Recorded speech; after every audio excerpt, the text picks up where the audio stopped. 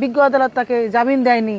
আর এখানে বাদী যে মেয়ের মানে ভিকটিম মানে এই লামেসার বাবা যে এখানে বিশাল অঙ্কের একটা অ্যামাউন্ট দিয়ে যে তাদেরকে আজকে এই জামিনটা করাতে দেয়নি বা যেভাবে হোক কালো হাত এখানে কাজ করছে, ঠিক আছে, এই জন্য জামিনটা হয়নি, নিম্ন আদালত থেকে জামিনটা হয়নি। এখানে হাইকোর্টে মামলাটা চলে গেছে, ওখানে একজন ব্যারিস্টার সাহেব কাজ করতেছেন হাইকোর্টের লয়ার হিসেবে, ওখানে আমি একজন সুপ্রিম কোর্টের লয়ার। আমি আপনাদের কথা দিচ্ছি সুপ্রিম কোর্টের লয়ার হিসেবে ওখানে যত রকমের সহযোগিতা লাগে আমি সহযোগিতা করে আপনার ছেলেকে দ্রুত জামিন করানোর ব্যবস্থা করব ইনশাআল্লাহ। আমার কাছ থেকে আপনাদের কোনো চাওয়া আছে? আপনাকে বলছি, আমার কাছ থেকে আপনাদের কোনো চাওয়া আছে? কিছু বলবেন নাকি? অবশ্যই ইনশাআল্লাহ, ইনশাআল্লাহ আমরা সবাই আছি একসঙ্গে। আসলে হচ্ছে কি মেয়েটার বয়স হচ্ছে মেডিকেল হিসাবে 18 বছর, কিন্তু চাকরি বাকরির জন্য জন্ম নিবন্ধনের বয়স কমিয়ে তার বয়স হচ্ছে 15 বছর। আসলে তার বয়স 18 বছর। তা একজন সাবালক সাবালিকা দুজনেই কিন্তু সাবালক। ছেলে আপনার ছেলেও সোহাগ সাবালক আর লামিসা এও হচ্ছে সাবালক, দুজনেই সাবালক। আসলে তো এখানে তো স্বামী স্ত্রী তারা দুজনে, এখানে ধর্ষণজনিত কোনো ঘটনা তো হয়নি। অতএব আপনারা নিশ্চিন্ত থাকেন যেখানে মেডিকেল সাপোর্ট করতেছে তার বয়স 18 বছর, ইনশাল্লাহ তার জামিন হাইকোর্ট থেকে অবশ্যই হবে।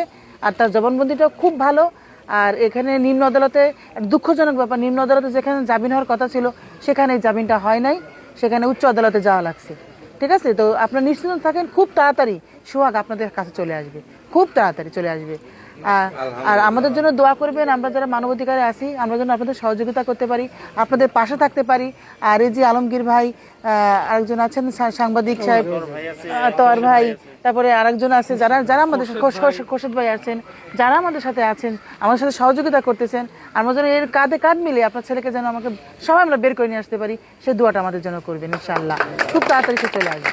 আমার মানে একটার পর একটা আমার সাথে মানে অন্যায় অত্যাচার হইতেছে। আমি মানে কার কাছে বলবো এখানে?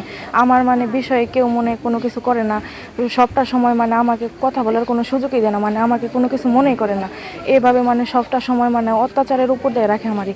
তার জন্য আমি আপনাদের কাছে আসছি, যদি আপনাদের কাছে বলে না, যদি আপনি যদি কোনো কিছু হয়, আমার কোনো কিছু হয়, এর জন্য আমি আপনাদের কাছে এখানে মানে কথা বলছি। আপনারা কেন শিখিয়ে দিবেন? আমি কি এখনো ছোট আছি যে আমাকে কথা শিখিয়ে দিতে হবে? আমি অনেক চেষ্টা করছি, আমি আমার আব্বু আম্মুর হাতে পায়ে ধরে বলছি যে আমি ভুল করে বলছি দেখে যে তাই আমার সাথে তোমরা এমন করবা। আমি তাদেরকে পায়ে ধরে বলছি যে ওর কাছে দিয়ে দাও। এইভাবে অনেকবার বলার চেষ্টা করছি, যখনই বলি তখনই আমার মারধর করে, অনেক কিছু দিয়ে বুঝায়, বলে তোর যখন 18 বছর হবো তখন তোর ওর কাছে দিমু।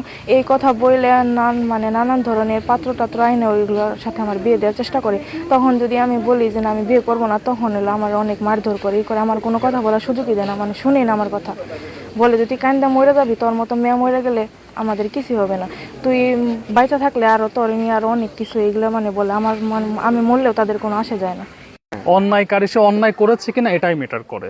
তো সেই জায়গা থেকে আপনি যে প্রশ্নটা করেছেন যে হচ্ছে লামিসার পরিবার ওর হচ্ছে আপনার জন্ম নিবন্ধনটা মাইনাস করেছে, অর্থাৎ কমিয়ে আপনার হচ্ছে যে মামলাটা করেছে, এটা অবশ্যই অন্যায় হয়েছে। কেননা আমরা হচ্ছে আপনার বিভিন্ন মাধ্যমে জানতে পারি বা আমরা পেপারসও দেখতে পাই যে ওর মেডিকেল টেস্টের রিপোর্ট এসেছে 18+, তাই না?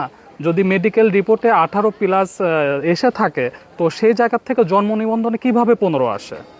যদি ওনারা এটা আসলেই করে থাকেন তাহলে ওনারা অবশ্যই এটা অন্যায় করেছে। আর অন্যায়কারীর শাস্তি হোক, এটা আমরা সবসময় কামনা করি, অন্যায়কারী যেই হোক না কেন।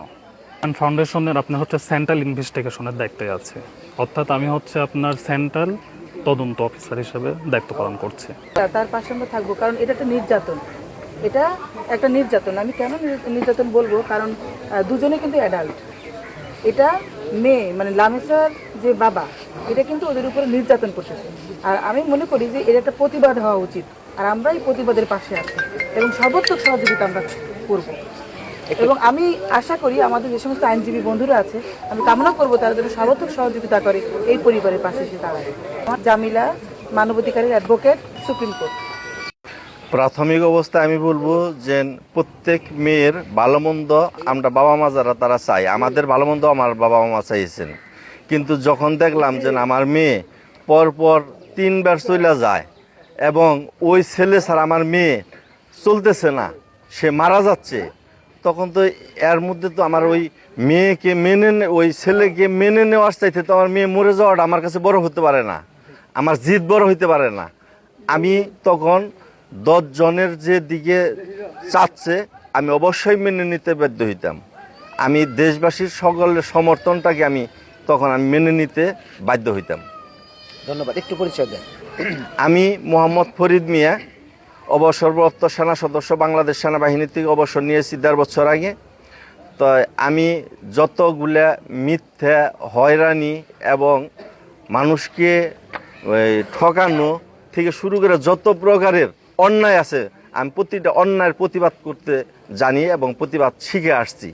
তো সেখান থেকে আমি শুধুমাত্র এই লামিসার ভাবার প্রতিবাদ নয়, আমি এই বাংলাদেশের যত বড় সে হোক, সে যদি অন্যায় করে, সে যদি কোনো অন্যায় করে থাকে, আমি তার প্রতিবাদ জানাবো, আমি প্রতিবাদ করব। আমি হয় মরে যাব, না হয় সত্যতা নিয়ে আমি থাকবো।